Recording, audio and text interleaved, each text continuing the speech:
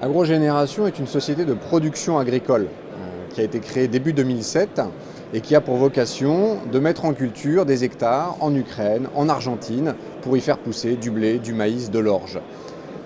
On est arrivé sur les marchés, sur Nice Euronext, début 2010, parce qu'on cherchait à ce moment-là du capital et qu'on avait un double intérêt. Le premier, de trouver ces capitaux plus rapidement qu'avec du private equity, et le second, de pouvoir financer une partie de notre développement, de notre croissance externe, avec des titres agrogénération.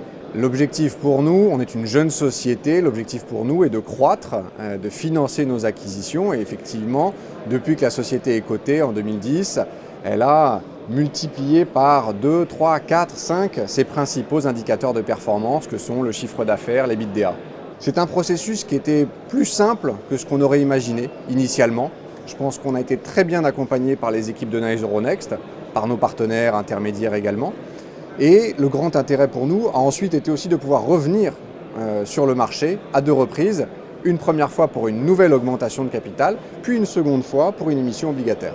La cotation boursière peut faire un peu peur à une TPE, une PME dans laquelle je nous catégorise, parce qu'il y a une lourdeur administrative que l'on imagine. Le processus est plus simple qu'il n'y paraît.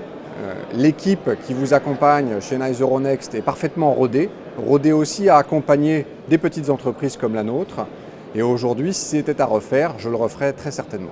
Dans une période où le crédit bancaire est de plus en plus difficilement accessible, et qui plus est pour des PME, le fait de se tourner vers les marchés, vers la bourse, est une solution particulièrement intéressante pour des sociétés comme la nôtre, que ce soit pour aller y lever de l'equity ou de la dette, à l'image de ce qu'on a fait avec notre obligation l'été dernier.